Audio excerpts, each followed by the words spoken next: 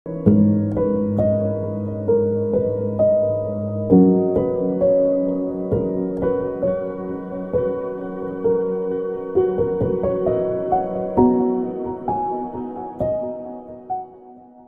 எழுதின சுவிசேஷத்திலே 10வது அதிகாரத்திலே அந்த கடைசி வசனம் இவ்விதமாய் சொல்லுகிறது.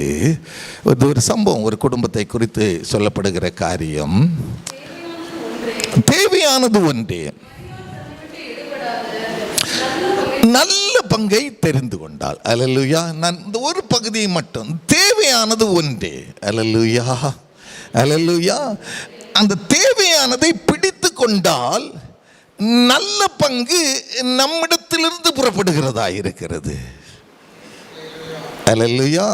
அப்ப தேவையானது ஒன்றே. அழகான ஒரு குடும்பம், அப்பா இல்லை அம்மா இல்லை, அதை பற்றி சொல்லப்படலை எனக்கு, அதனால அதுக்கு மேலே சொல்ல தெரியல.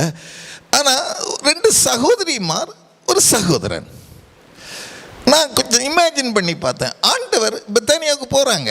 போகும் பொழுது அங்கே நிறைய வீடுகள் இருக்கலாம்ல. ஆனால் அந்த பர்டிகுலர் வீட்டுக்கு போகிறாரு. நான் அந்த பகுதியை ரொம்ப நேசிப்பேன். எப்படி நேசிப்பேன்னா, இப்போ நான் துறைப்பாக்கத்தில் இருக்கேன். ஒருவேளை எனக்கு குட் ஃப்ரெண்ட், ஒரு நல்ல ஊழியக்காரர், தேவனுடைய மனுஷன் வராருன்னு வச்சுக்கிங்க, என் வீட்டுக்கு வராருன்னா நான் ரொம்ப சந்தோஷப்படுவேன். இப்போ தம்பி ஸ்டீஃபன் எடுத்துக்கோங்க, அவரையும் தம்பி தான் கூப்பிடுவேன். நாங்கள் ரொம்ப நெருக்கிய பழக்கம். வருஷத்துக்கு ஒரு 4 தடவை 5 தடவை வீட்டுக்கு வந்துடுவார். அதுக்கு காரணம் உண்டு, வந்துடுவாங்க. அப்போ எனக்கு ஒரு சந்தோஷம். நிறைய பேர் என்கிட்ட கேட்பாங்க, எனக்கு கொஞ்சம் அப்பாயின்மெண்ட் வாங்கி கொடுங்களா. அப்போ நான் மட்டும் மட்டும் செயல்பட மாட்டேன். காரணம் என்னென்னா, என்கிட்ட இருக்கிற ஆவியானவர் தான் உங்கள்கிட்ட இருக்கிறாரு, அவர்கிட்ட இருக்கிறவர் தான் உங்கள்கிட்ட என்கிட்ட இருக்க. அப்படி ரெக்கமெண்டேஷன் போக வேண்டிய வேலை இல்லை. அப்படிப்பட்டதை ஆண்டவர் விரும்புகிறதும் இல்லை. அப்போ அங்கே தேடி போகும்பொழுது அங்கே அவங்களுக்குள்ள ஒரு நல்ல சந்தோஷம், குடும்பத்திலே ஒரு சந்தோஷம். ஆனால் 2 சகோதரிக்குள்ள வேறுபாடு. அந்த வேறுபாடு இந்த நாட்களிலே என் குடும்பங்கள் ஒரு சமாதானம் உள்ள குடும்பங்களாக இல்லாதபடி இருப்பதற்கு காரணம் இதுதான். அம்மா நல்லா இருந்தால் அப்பா நல்லா இல்லை, அப்பா நல்லா இருந்தால் பிள்ளைங்க நல்லா இல்லை, அம்மாவும் அப்பாவும் நல்லா இருந்தால் பேர பிள்ளைங்க ஏதோ ஒரு பிரச்சனை வந்து கொண்டே இருக்கு. ஏன் இன்னைக்கு ஒரு 100 குடும்பங்கள் எடுத்துக்கொள்வீர்கள், ஆனால் அது 5 குடும்பங்கள் தேவன் விரும்புகிற குடும்பமாய் ஒரு பல்கலைக்கழகமாய் வாழுகிறது. அதற்கு காரணம் என்ன என்று நாம் சிந்திக்க வேண்டும். தேவையானதை பற்றி கொள்ளாதபடி, தேவை இல்லாததெல்லாம் பிடித்து கொண்டு ஓடுகிறபடியினாலே அங்கே சொல்லப்படுகிறது, மார்த்தாள் அவள் உலக வேலைகளை செய்தாள், மரியாளும் உலக வேலைகளை செய்திருப்பாள், நான் இல்லை என்று சொல்லவில்லை. ஆனால் அவள் அந்த நேரங்களை, அவளுக்கு கொடுக்கப்பட்ட நேரங்களை சரியானபடி பயன்படுத்தி கொண்டாள். எனக்கு அருமையான தேவ பிள்ளை, இந்த நாள் உலகத்திலே வாழுகிறோம். நான்லாம் இப்பெல்லாம் நினைக்கிறது, நான் நல்ல பாட்டு பாடுவேன், பாடல் வீரன். என்னை அடிக்கடி இந்த தம்பி சாம் ஞானசேகர் சொல்லுவாங்க. ஞானசேகர் எல்லாருக்கும் தெரியும். ஞானசேகர் அண்ணே, அந்த ஒரு பாட்டில் தான் நீங்கள் என்ன கவர்ந்தீங்க அப்படிம்பாப்பில். அவர் சின்ன பையன், நான் ஆராதனை நடத்தும் பொழுது ஒரு பாட்டு பாடுவேன், அப்போல்லாம் அது புது பாட்டு, ஏசு. அந்த பாட்டு பாடும் பொழுது அவருக்கு அவ்வளோ கொள்ள பாட்டு, அந்த ஆசை அந்த பாட்டு மேலே. அதனால் அந்த பாட்டு வந்தாலே அண்ணன் நினச்சிடுவேன். அவர் என்ன அண்ணன் கூடுவார், அண்ணன் நினச்சிடுவேன் பாரு. காரணம் என்ன, அந்த நாட்களில் ஆண்டவர் பயன்படுத்தினார், அநேக காரியங்களிலே உதவிகளையும் செய்தார். ஆனால் என்னுடைய அறியாமை, நல்லா புரிஞ்சுக்கணும், என்னுடைய அறியாமை என்னை திக்குமுக்காட வைத்தது. அந்த திக்குமுக்காட வைத்த நேரத்திலே நான் திக்குமுக்காடி விட்டேன். அந்த நாட்களிலே தரித்திரம் என்னை ஆட்கொண்டது. அல்லேலூயா. இன்றைக்கு குடும்பங்கள் அப்படிப்பட்ட சூழ்நிலைக்கு வருவதற்கு காரணம், கணவன் ஜெபம் பண்ணால் மனைவி அந்த ஜெபத்தில் இருக்க மாட்டாங்க, மனைவி குடும்பம் ஜெபம் பண்ணால் கணவன் இருக்க மாட்டார், மணால் படுத்து தூங்குவார். நீங்கள் சிந்திங்க, நீங்கள் அப்படியே இருந்தால் ரொம்ப சந்தோஷமான காரியம். இந்த சூழ்நிலையில் மாறாததுக்கு காரணம் என்னுடைய அறியாமை அல்லது என்னுடைய நிர்விசாரம். பவுல் எழுதுகிறார், அவர்கள் தேவனை அறிந்தும் தேவனை மகிமைப்படுத்தாமலும் ஸ்தோத்திரியாமலும் இருந்து தங்கள் சிந்தைகளின் அளவீனரானார்கள். அல்லேலூயா. தேவையான உண்மையானதை பிடித்துக் கொள்ளவில்லை. ஆனால் தான் அங்கே மரியாளை குறித்து, அவள் மரியாள் தன்னை விட்டு எடுபடாத நல்ல பங்கை தெரிந்து கொண்டாள். அல்லேலூயா. அந்த நல்ல பங்கு என்னிடத்தில் இருக்கும் பொழுது, அந்த நல்ல பங்கு என்று சொல்லும்போது 2 தீமோத்தேயுவின் புஸ்தகத்திலே 1வது அதிகாரம் 14வது வசனம் இவ்விதமாய் சொல்லுகிறது, அந்த நற்பொருளை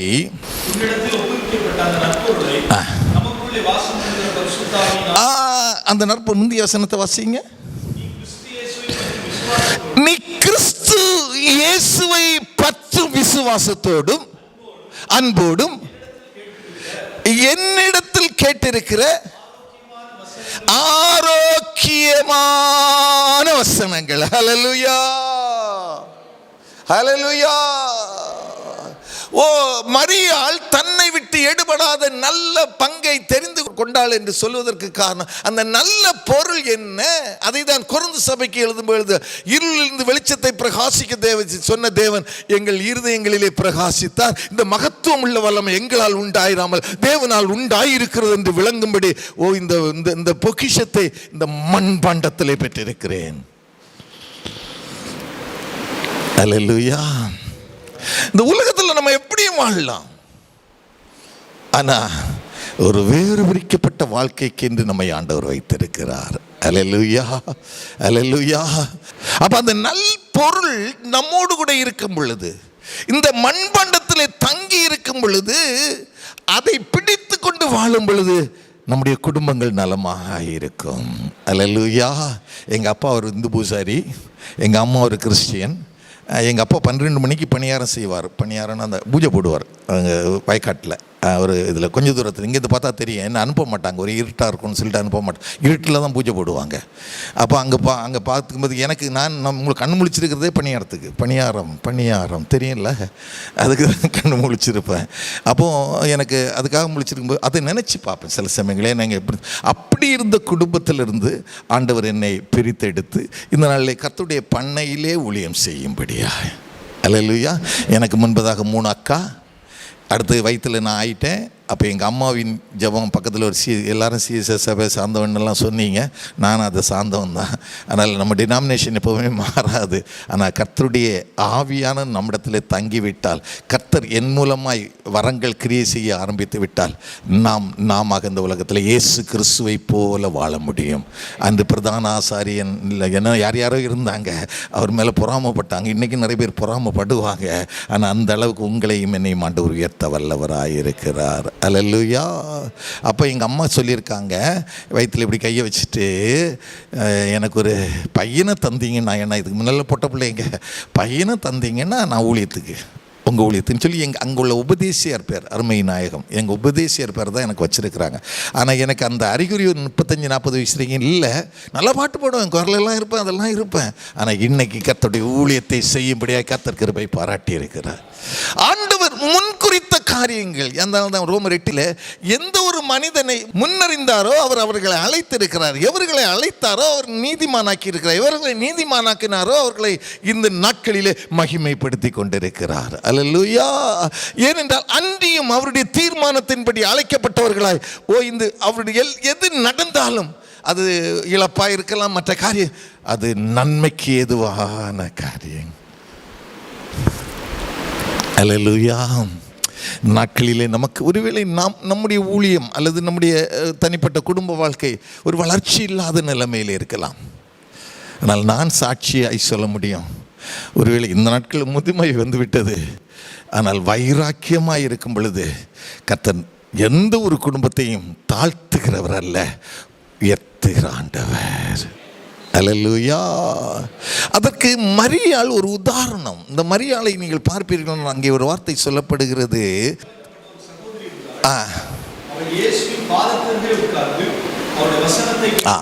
இயேசுவின் பாதத்தருகே உட்கார்ந்து, இயேசுவின் பாதப்படியிலே உட்கார்ந்து கண் கேட்கிறா.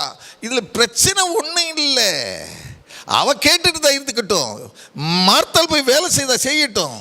ஆனால் என்ன இடையில அவ சிக்கலை உருவாக்குறா பாருங்க. இனி அநேக குடும்பங்கள் இப்படி சிக்கலை உருவாக்குறதுனால தான் ஆசீர்வாதத்தை இழந்து போறாங்க. அவ கேட்கிறா, ஆண்டவரே உங்களுக்கு கவலை இல்லையா? என்னைய நான் இப்படி காய்கறியை வெட்டிக்கிட்டு இதெல்லாம் பண்ணிட்டு இருக்கிறேன், உங்களுக்கு கவலை இல்லையா? இந்த நாட்களிலே ஆசீர்வாதத்தை இழந்து போவதற்கு காரணம் நாம் பிறரை குற்றப்படுத்துகிறவர்கள், பிற ஊழியர்களை குற்றப்படுத்துகிறவர்களாக இருக்கிறோம், பிற குடும்பங்களை அவமானமாக நினைக்கிறவர்களாக இன்று அநேகர் இருக்கிறார்கள்.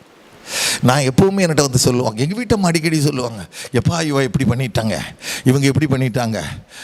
நான் உடனே சொல்கிறது, நம்ம சபைக்கு எப்படிப்பட்டவங்களும் வரட்டும், சத்தியத்தை சத்தியமாக சொல்லுவோம். போகும்போது நீங்கள் எதுவும் நோஸ் கட் பண்ண மாட்டி விட்றாதீங்க. ஏன்னா பெண்களை பற்றி நமக்கு நல்லா தெரியும். அவள் சரியில்லை இவ சரியில்லைன்னு சொல்லி ஏதாவது ஒன்று யார்கிட்டையாவது சொல்லி விட்டுருவாங்க. அதை கொஞ்சம் சொல்லி விட்டாங்கன்னா அந்த குடும்பங்களே ஒரு மாதிரி சின்னபின்னமாயிடும். பாஸ்டர் அம்மாவை சொன்னாங்க, நான் அடுத்த குடும்பத்துக்கு வரல, என் குடும்பத்துக்கு தான் வரேன். அப்போ இந்த நாளிலே எனக்கு அன்பான தேவ பிள்ளை, பற்பல வேலைகளை செய்வதில் ஒரு வருத்தம் இருந்துச்சு, வரவில்ல. ஆண்டவர்கிட்ட வந்து இந்த கேள்வியை கேட்கிறா. இன்று அநேக குடும்பங்களிலே தாழ்வு மனப்பான்மை இருக்கிறபடியினாலே ஒரு குடும்பம் ஆசீர்வதிக்கப்பட முடியவில்லை. அல்லேலூயா. ஆனால் மரியாள் செய்த காரியம் பாருங்க, இயேசுவின் பாதத்தருகே உட்கார்ந்து அவருடைய வசனத்தை கேட்டுக்கொண்டே இருந்தாள். நான் அந்த ஒவ்வொரு வசனங்களையும் நான் தியானிக்கும் பொழுது என் மனசில் 2 வசனமாக இருக்கட்டும், அந்த 2 வசனத்தில் எனக்கு என்ன சொல்லுது. இந்த டீப்பர் ஒரு ஆழமான அனுபவத்துக்குள்ளாய் போகிறாள். அந்த ஆழமான அனுபவத்தை நீங்கள், அந்த ஆழமான அனுபவம் இருக்கும் பொழுது பவுல் கொரிந்து சபைக்கு எழுதுகிறார் பாருங்கள். 1 கொரிந்தியர் 2வது அதிகாரம் 10வது வசனம். 2வது அதிகாரம் 1 கொரிந்தியர். நல்லா புரிஞ்சுடுங்க. நமக்கோ அவைகளை அவர் அவருடைய ஆவியினாலே எனக்கு வெளிப்படுத்தினார். அல்லேலூயா, அல்லேலூயா. நல்லா புரிஞ்சிக்கணும்.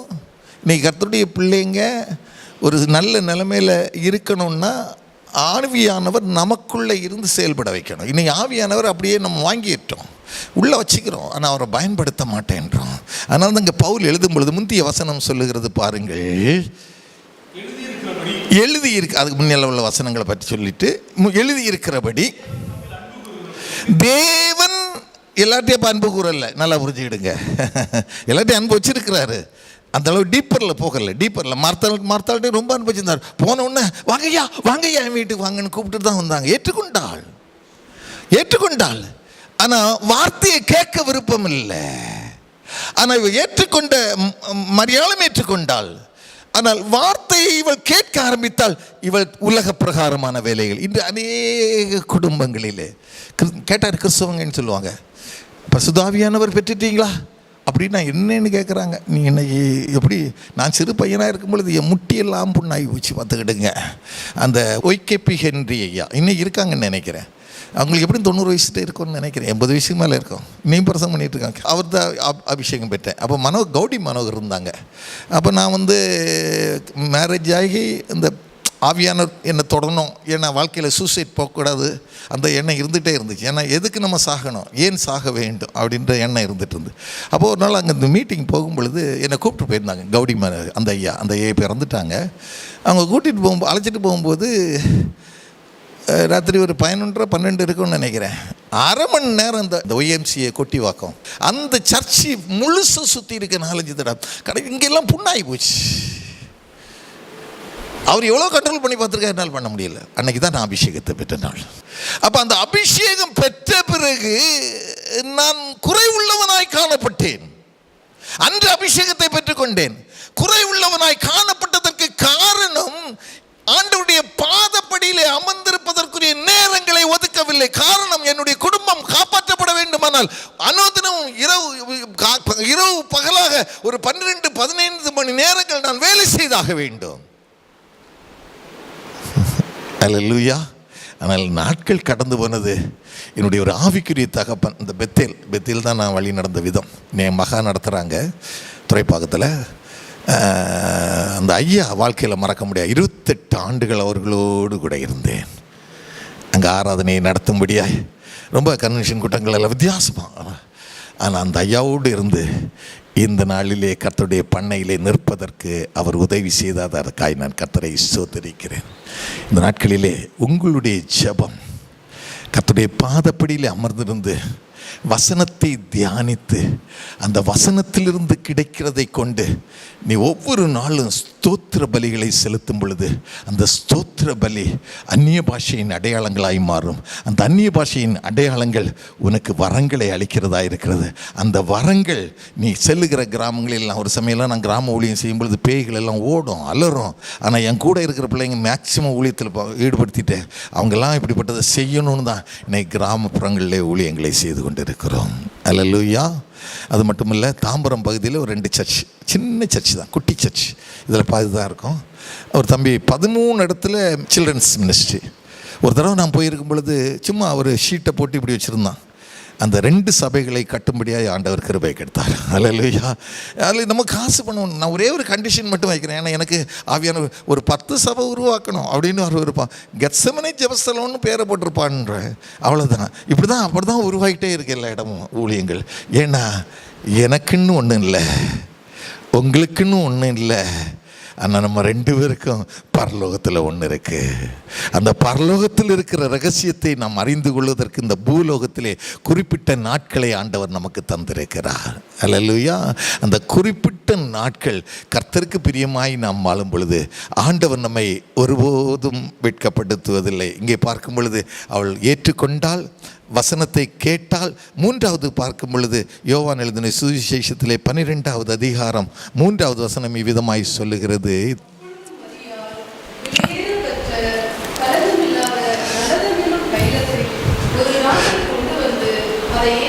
போதுமா, இயேசுவின் பாதத்திலே ஊற்றினாள். அவள் ஏற்றுக்கொண்டது மட்டுமல்ல, கர்த்தருடைய வார்த்தையை கேட்டது மட்டுமல்ல, கிரியை செய்ய ஆரம்பித்தாள். அல்லேலூயா. தனக்குரியதை ஆண்டவருக்காய் கொடுத்தாள். இன்னைக்கு நான் எங்களுடைய சபையில் காணிக்கை குறித்து பேசுகிறது இல்லை. ஏன் பேசுகிறது இல்லைன்னா, காணிக்கையை பேச வேண்டிய வேலையே இல்லை.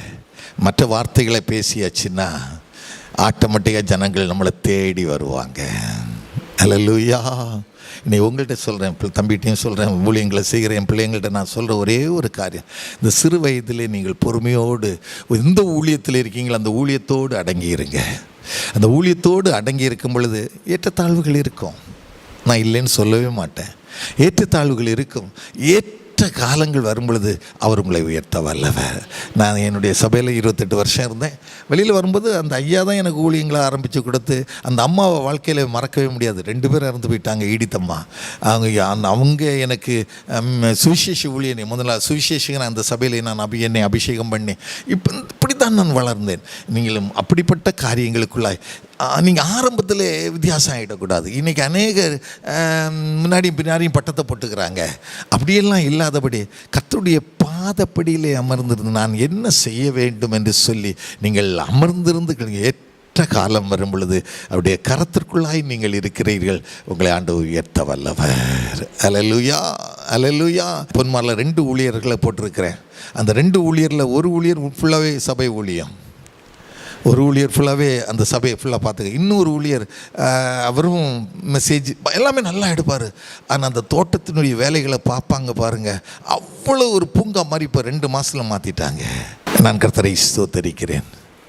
அந்த நாட்களிலே நீங்கள் அடங்கி இருங்கள். ஏற்ற காலம் வரும் பொழுது அவர் உங்களை உயர்த்த வல்லவராயிருக்கிறார். அல்லேலூயா.